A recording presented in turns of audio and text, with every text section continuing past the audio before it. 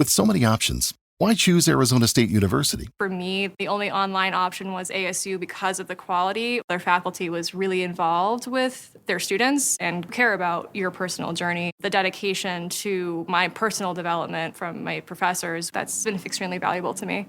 Earn your degree from the nation's most innovative university. Online. That's a degree better. Explore more than 350 plus undergraduate, graduate, and certificate programs at asuonline.asu.edu.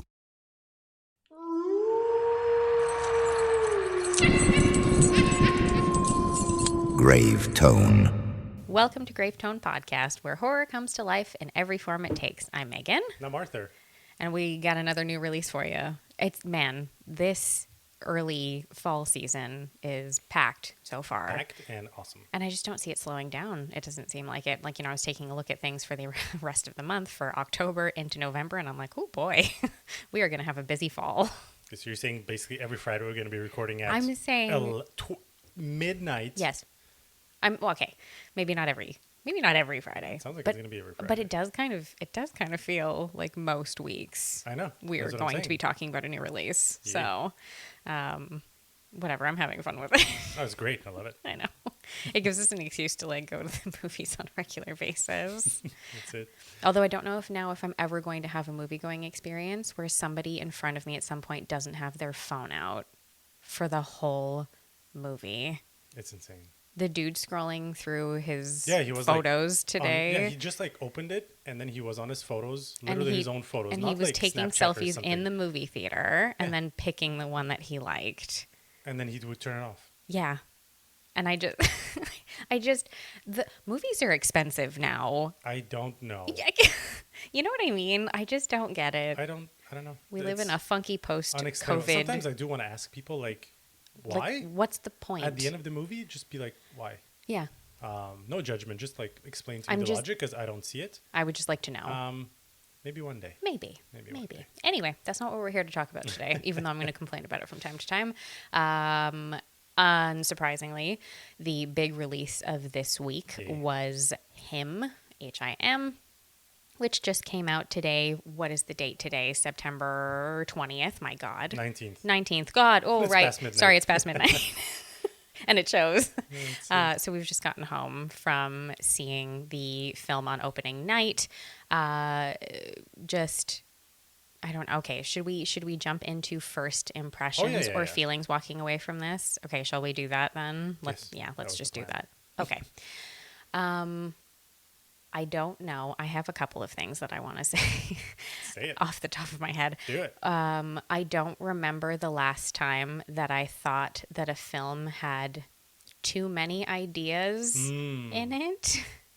Yes. But this was definitely one of those experiences for me. And that's my first spoiler-free thought of things. And my second feeling about this is that I feel that this film, in spite of having a very good production company through Jordan Peele's production company of Monkeypaw, I feel that this film suffered greatly from being almost marketed as a Jordan Peele film.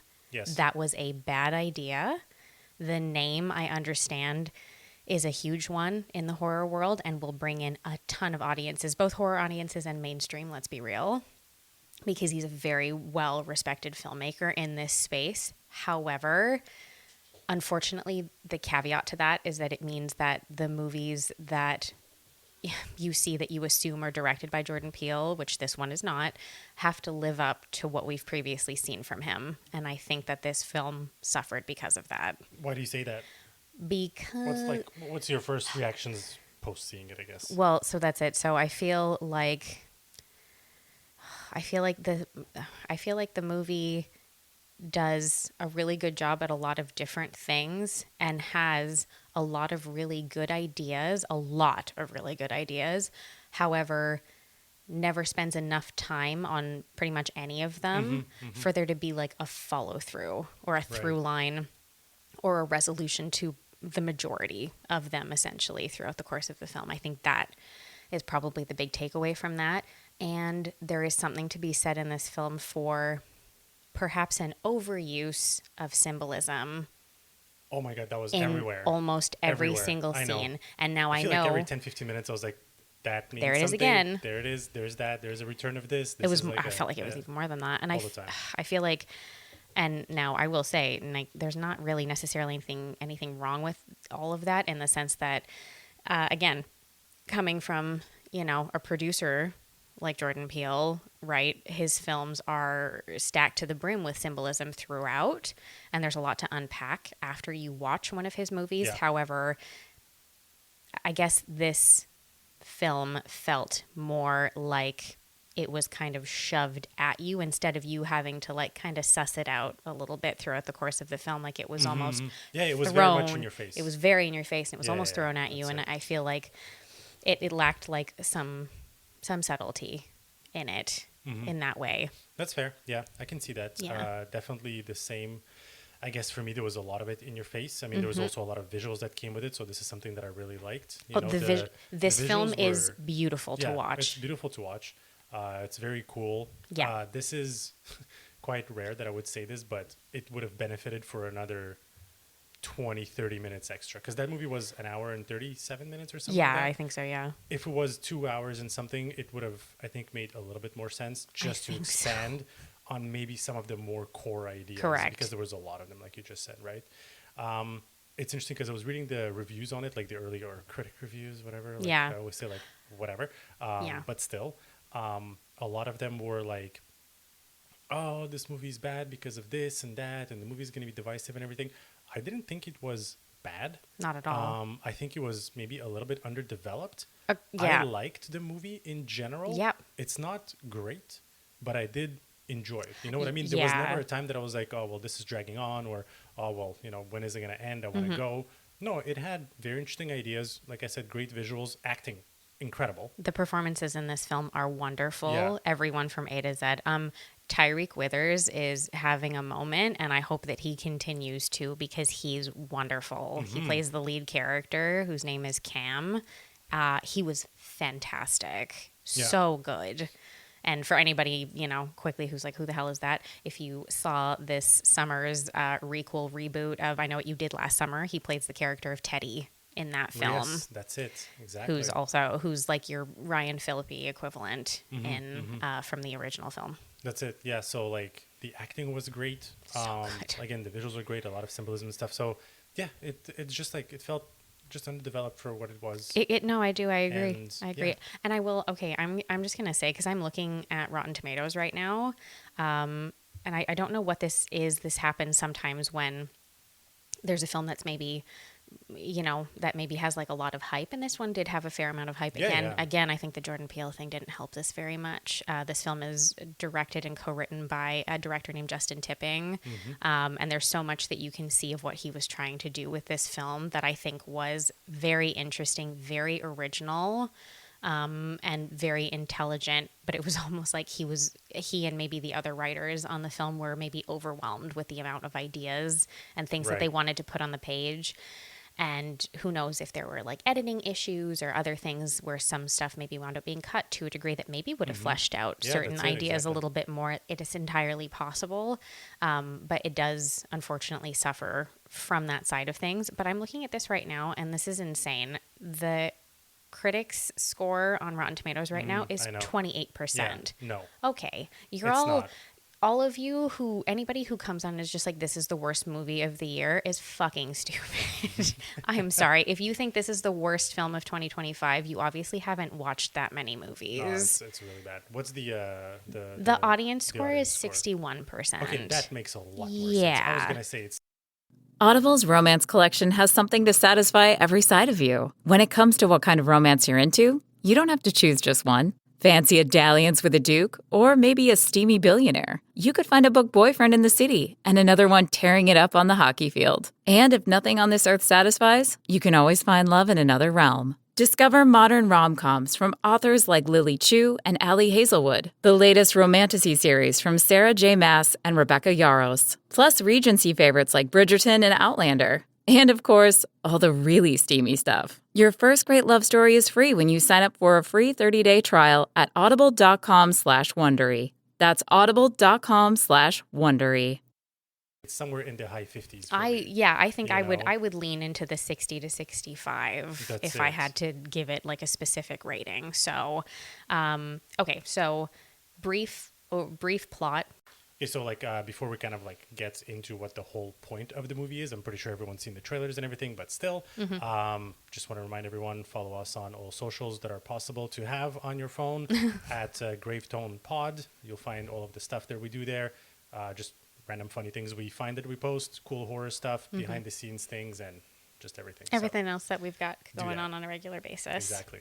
All right, so a brief overview of what this movie is if the trailer doesn't say it enough for you. Yes. Okay. So brief synopsis of the film follows a character named Cameron Cade, Cam, who is a football prodigy. He is up and coming from like the college football world and is looking to be recruited into the NFL, drafted. Sorry, I don't know anything about football. I'm sorry. Yeah, to mention, Megan does not watch football at all, and I'm not like a football guy. No. So I know like enough in a little bit, but not like. Also, okay, so now there is definitely like a American football, I should say, culture in Canada.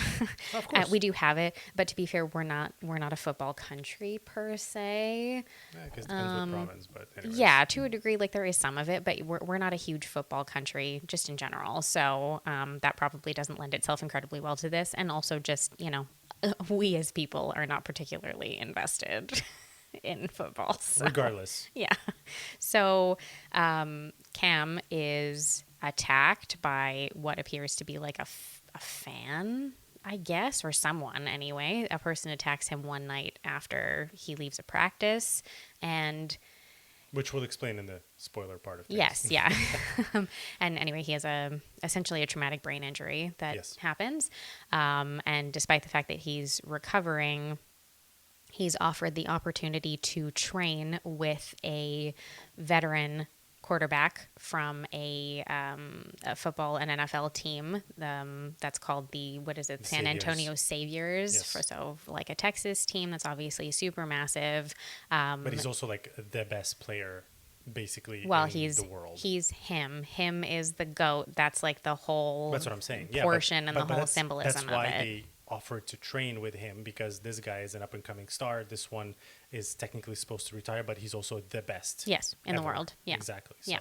Yeah, and so the character's name is Isaiah White. He's played by Marlon Wayans, and Cam is invited by Isaiah to his compound to train with him for a week's time as like a boot camp type of thing, prior to, I guess, the draft is what they're looking to get him properly into. I don't know. No, so like with that game that he played, that was technically like, from what I understood, it was the highest level that you can play at collegial level, and that's usually when they start doing the drafts. Yeah.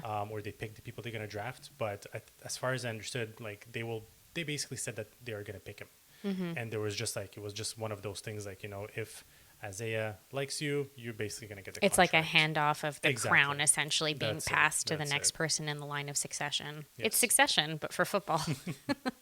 So that is a brief overview. And then, of course, obviously, weird things begin to happen. Yes. Partially, Cam's dealing with his own trauma from certain things. And also, of course, he begins to experience some very strange things and maybe realizes that there is more sacrifice required than he expected there to be in order to achieve this dream. Exactly. Yeah. That's it. Yeah. You've been warned. Spoilers ahead. All right. So, as you've heard from Gary the Ghoul, I think that's just going to stick. It's spoiler time. It rolls off the tongue. Yeah. So anyways, we're going to discuss some things, not like to talk about the whole movie in detail, but we're going to discuss some themes that were obviously there and stuff like that. I don't even know if we could. There was a lot of stuff. Seriously, there's so much. Yeah. It's incredible. But anyways, so that's the whole thing, right? Is that like he goes to his compound to do a boot camp. Yeah. And during that time, I don't know if it's because he's experiencing so much craziness there, or if it's because from the injury that he sustained, from the injury, from the insane amount of training that they do there. Correct, yeah. That he's either hallucinating or seeing things, not seeing things, the things that are happening to him. If it's like actually real, part of it is, part of it we don't know. Yeah. It's very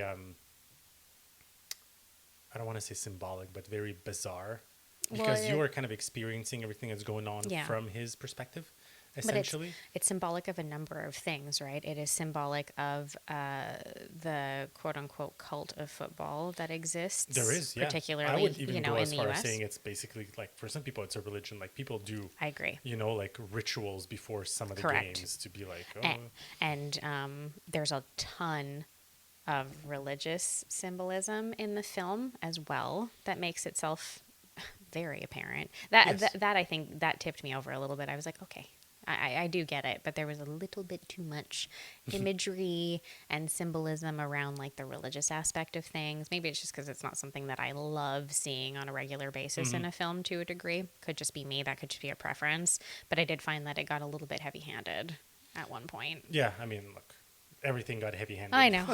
It did kind of feel that way. It's so funny because arguably I feel like for basically the first half of this film, I was really enjoying myself. So that's the thing. That's the only thing that kind of took me out a little bit, is that I was loving it. So, okay, so basically he gets to his compound, right? Because we kind of fast-tracked through that during the movie. He gets to his compound, and then when he starts his 1-week boot camp, what happens is that every day is a part of the boot camp that is different. It's like the pillars that they're focusing on throughout the boot camp. That's it. So there's like a sacrifice, a poise, something else. I don't remember. Anyways. And during those days that are happening, there's a lot of action. There's a lot of stuff going on. It is very interesting.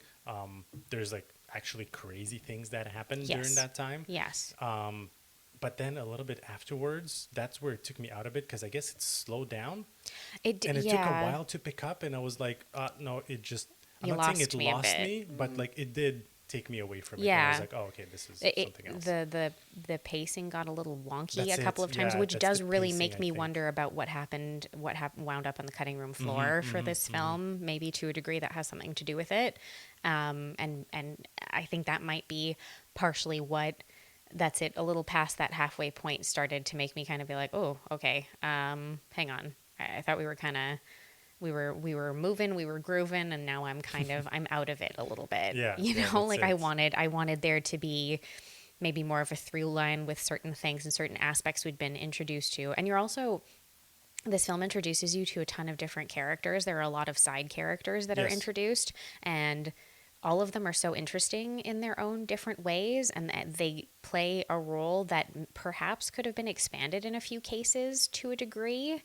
There's a lot of aspect of Cam's family dynamic, the different members of his family, and the effect that his relationship with them has had on him as an adult. What I do really love about Tyreek Withers' performance in this role too is that I really love how his character has a good amount of development throughout the course of the film, and I find he plays so very well someone who is very intelligent and very aware, but still lives with a certain amount of naivete to a degree he comes into this situation, because he's young, right? Like he's straight out of college. Yeah, and he's so overwhelmed, and you can see it on his face. He's very good at like displaying those emotions, even when he doesn't necessarily have anything verbally to say. That he seems overwhelmed and a little bit surprised with everything that's going on, whether it's positive or negative. That's it.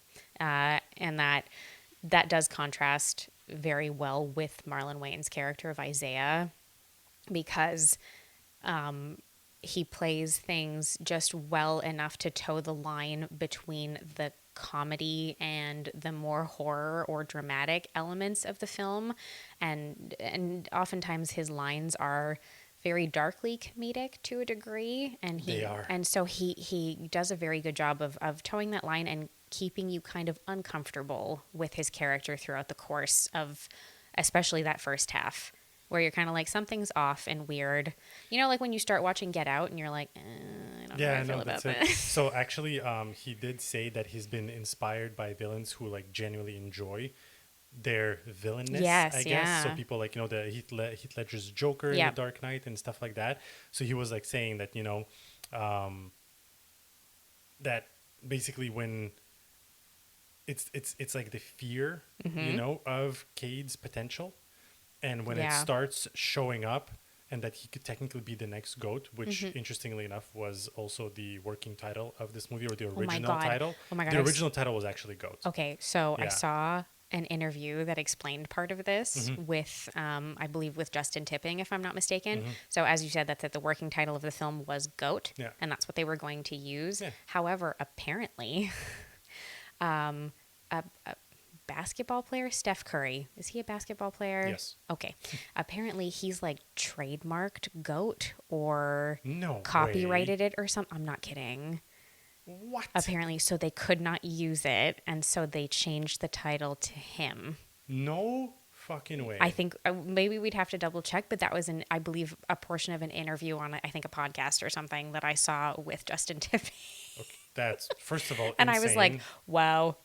Second of all, I guess, okay, maybe he did it in the States only and stuff like that. I have no idea. Out of all people, I'm sorry, Messi should be the one who owns the word goat. Well, also, I mean, like, even if you stay in the football world, like Tom Brady and stuff, obviously, people who are, that's it. Although there were a couple of sequences in which Isaiah is like pumping himself up and being like, I'm him, I'm the goat. And I was just like, do you think Tom Brady does this every morning to himself in the mirror? Hey, whatever works, man. Whatever works. Even now. I mean, he doesn't play anymore, but sure. No, but you know what I mean. That's why it's funny. He's actually a very smart guy. Wherever you go, whatever they get into, from chill time to everyday adventures, protect your dog from parasites with Credelio Quattro. For full safety information, side effects, and warnings, visit CredeliaQuattroLabel.com. Consult your vet or call 1-888-545-5973. Ask your vet for Credelio Quattro and visit quattrodog.com.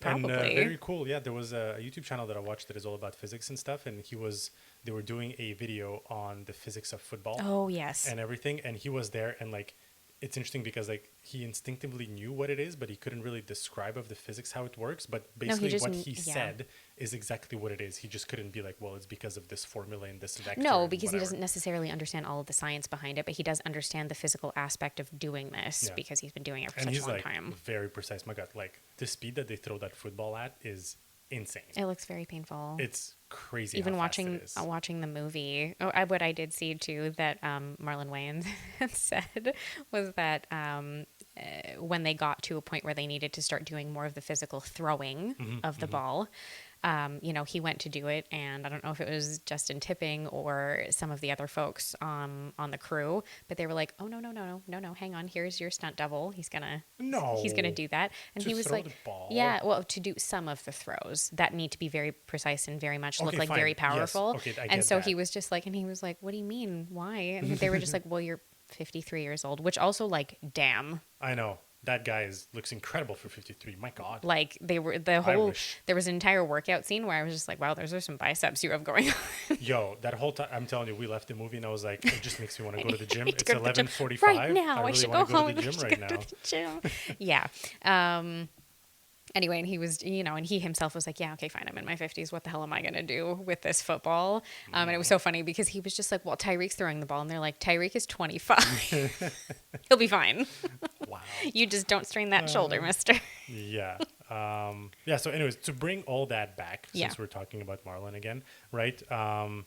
That's basically his thing, right? Is that like, it's the fear that the other one could be next and everything. So like basically his thing is that like, no, I still got it, right? Yeah. And his thing is that throughout the movie, you can see that he's getting like a little bit more violent or more very intense much about it. Yes. Because like, he's exposing kind of like the grit and the thirst and like the hunger to be the great and everything. And he doesn't want to give it away. No. Right. So this is one of the things that he's had was it for very, so long. So that's the thing, right? So this is one of the things that was very, I don't know why they shoved it in like that as an imagery or kind of like the whole point of the transition of goat and stuff. Yeah. They kept talking about the whole, so in one of the scenes, he's taking out his own blood, Isaiah, there. Oh, God, yeah. Because it was full, rich of oxygen, right? Yes. And kind of like, that's better for you for performance, whatever. He's like, yeah, I'm going to keep it for like when I have bad days and I'm hungover or something. And I need to train, And then he was saying that like,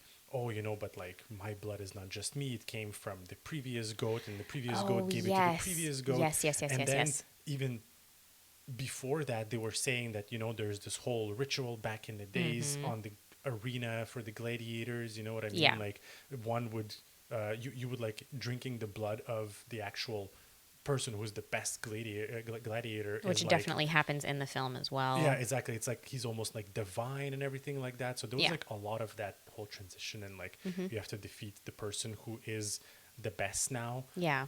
And they kind of did it because there is a they showdown did. That's between it. the There's characters. a whole showdown at the end and But everything. I don't know, there was just something about it that didn't quite click. That's what I'm saying. There was so many other things that Yeah. this one was just, I feel like, a little bit too much. Also, I wasn't a fan of the cult people. I did not like that aspect that was weird. at all. It I was- didn't like it. It felt shoehorned in. I was It like, was. I on top of everything in this movie, I don't So that's need what this. I'm saying. They could have kept the whole gladiator thing because that kind of makes sense within everything, Sure. especially how the movie is structured and composed. Correct. And everything. And visually But you could as have, well. Yeah. But you could have removed a lot of those things. I agree. Like the cult people, fine. It's fine. You show it. But that whole scene when they kind of somehow got into the compound, there's like a 10-feet wall. I know. How? They try to kill Cam, and then I guess Isaiah kills one of them. Yeah. And the others are like, quote unquote, afraid of him because he's a god, That's it. essentially. Like Yeah. he's like their god. And again, all of this does make sense. Don't get me wrong. Again, course. cult of football, the idea of athletes being put up on pedestals as essentially 100%. deities, Yeah, right? yeah. That's That's something that exactly what it happens. is. Mm-hmm. That happens all around the world in multiple different sports. So all of that does make sense.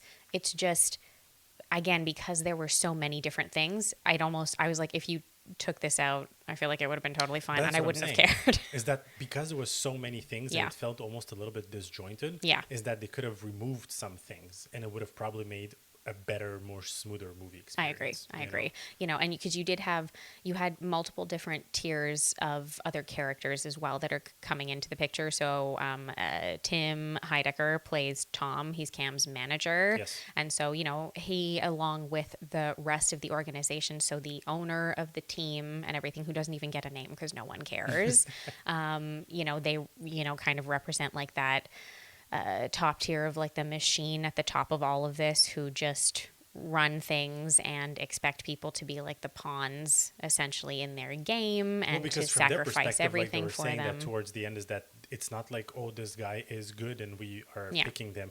They were like, no, we like made you, like since Yeah. you were a child, Yeah. we made sure your father trains you and everything. And it was a whole like raising this Yeah, person. that's it, Yeah. But it was nice to see. I liked Tim Heidecker. He's very good. Yeah, he is very good. He was in What We Do in the Shadows. Yeah, in he was latest in the What We season, Do in the yeah. Shadows TV show for a few seasons. He was also probably, again, connections through people. He was in Jordan Peele's Us. Right, that's it. Makes I can't sense. remember the name of his character, but he played a character who's married to Elizabeth Moss, and they both die in the film as well. But they were both very good. There's the character of Marco, who's the team doctor, or I should say Isaiah's doctor, excuse me. Yeah. He's his like basically personal physician, played by Jim Jeffries, Yeah, who is a that's pretty great. well-known stand-up comedian, Yes, is my yes, yes, of course. understanding, right? We've seen some of his stuff before. Who is like your harbinger. So he is part of yeah, the okay, I machine, can but see he that. does function. I think there are at least 2 or 3 indications, especially one completely vocalized one in which he tells Cam to run, Yes. to leave, Yes. and does allude to some of these things earlier on in the film as well, talking about like how this job is killing him essentially, That's and it. things like that. Yeah, And yeah. unfortunately, again, spoiler, he does become a sacrifice at some point in the film as well, you Yeah. know, and sometimes you do see your harbinger character killed off because they try to warn your hero of what's happening, right? So Yeah, exactly. That's that it. Yeah, there's- happens. There's Julia Fox makes a really great side character as well. She plays Elsie White. She's Isaiah's wife, and she's like like an influencer, basically, / trophy wife type, I guess.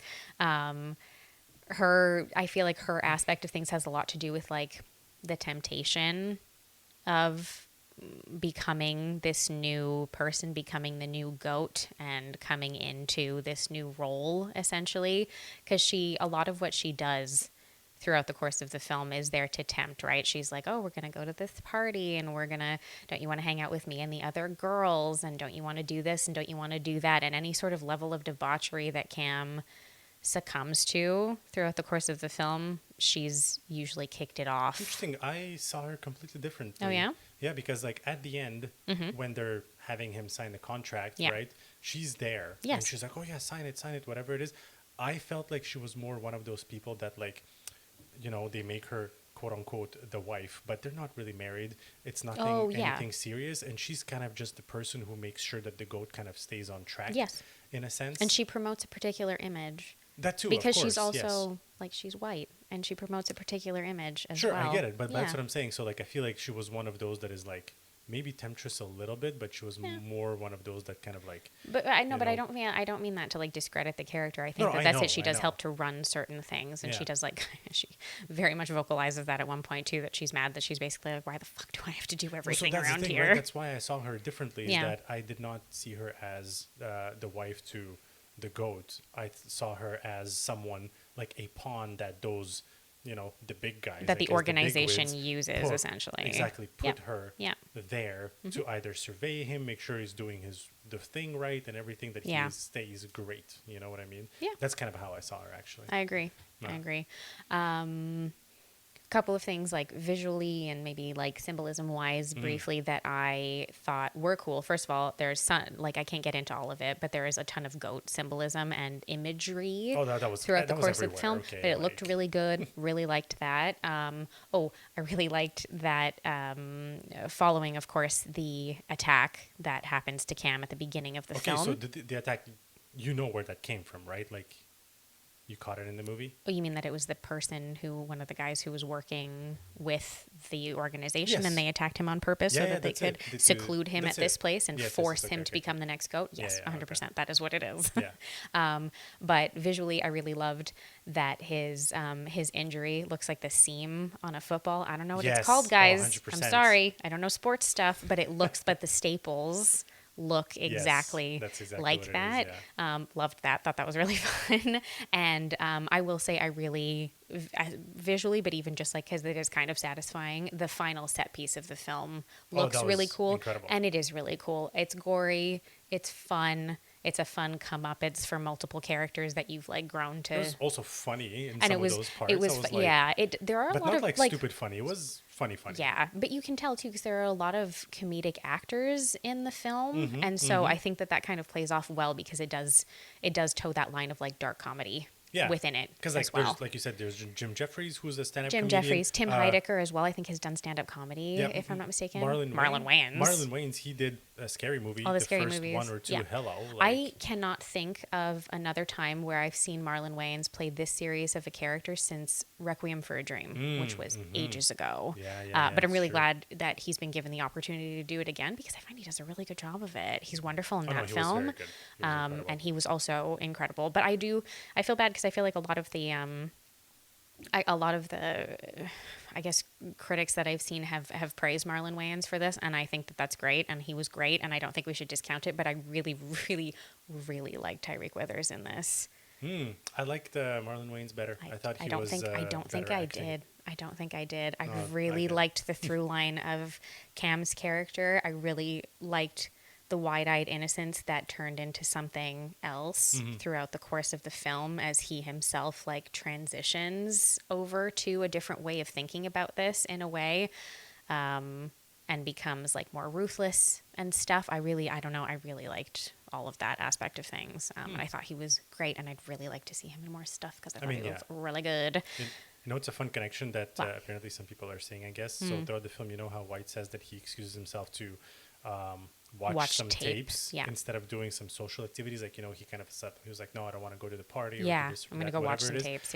Apparently it's a nod or an homage to American Psycho. I'm going to go return some videotapes. Yes, exactly. And he says that all the time when he's about, wants to get out of social obligations. It's true. And also to go, I was going to say to go murder people. That's what Patrick Bateman does in American Psycho. He does that when he's going to go kill some people. That's a fun. I love that. We were talking about symbolism, stuff like this. It took me a little bit to notice that, but did you notice, especially at the beginning, because they lingered on it, and I was like, why? Yeah.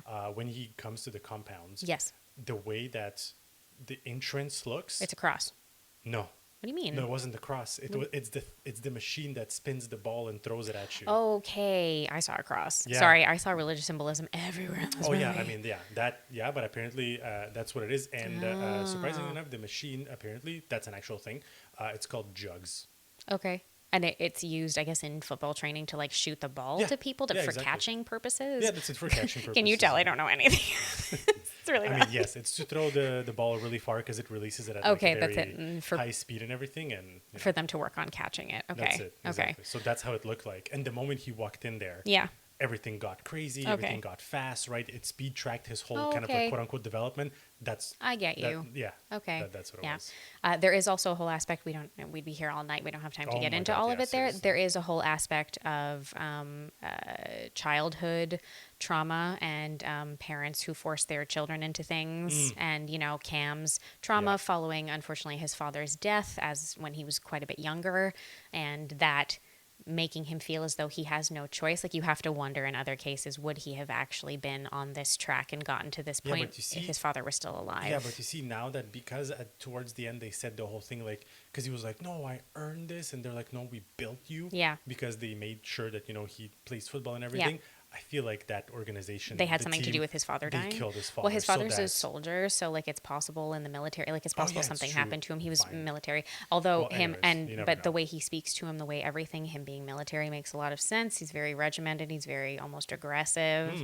And at first, when Cam goes to the compound, he kind of starts to respond. After a bit, he starts to respond well to it, because I think it's a trauma response to him being used to his father being that way with him when he was younger. That's true. Isaiah mirrors an aspect of that for him, and is also a connection to his father because of how much he loved him and got him to watch the games with Isaiah with the Saviors when he was a child, right? There's like a whole aspect of that. That's like a lot of other stuff. My God. Yeah. There's so much. And this is funny too, because this for hours. Yeah, you were saying that, like, it would have almost been nice for there to be like an extra like 20-30 minutes in the film. And one thing that's only very kind of briefly looked at in a vague sense because of Cam's character himself and like one or two other small instances visually is the aspects of CTE and what that the aspects and like an obvious effects thing, right? that can have on athletes and stuff. So for anybody not familiar, sorry, I'm just going to do it really quickly. CTE is chronic traumatic encephalopathy.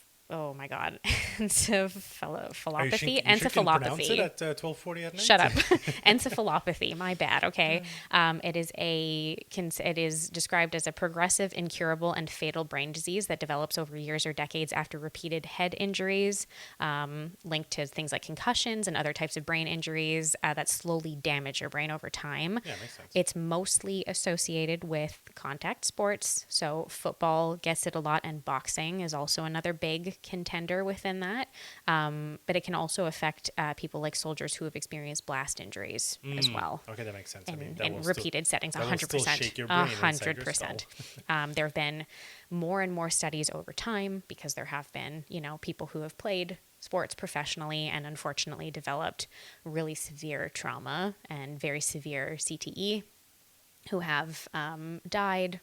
Some have died by suicide. There's a call, I think, for more research into it to see maybe what can be done to help prevent certain aspects of this. But there is a whole side of that too, right? Is sort of how far these folks are willing to push themselves in spite of what the outcome may be for them when their career ends. Okay. That's why they're getting millions and millions of dollars. Yeah, that's it.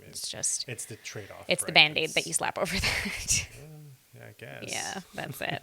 So there's that aspect of trading your life. But anyway, I feel like it would have been kind of interesting to like cover a little bit more of that in the film, because it would have been a good medium for it. But I'm kind of on the opposite spectrum of this, is that I feel like they could have developed the other stuff as opposed to CTE thing, because there's a lot of way better movies and documentaries that cover that a lot. Like there are, but I would have been interested to see things from like a horror perspective. Like, is that partially why Isaiah is the way that he is? Yeah, but then I feel like they should have just taken that and run with only this aspect, not the 7 other things they tried to cover. I know. That's it. It would have been, there would have been a lot of picking and choosing to be done here, because that's it. It was just, I think, final thought that way is just there was too much going on shoved into an hour and a half film. Exactly. Yeah. It could have been either less things or make it a little bit longer to develop more of the important things. Yeah, one or the other.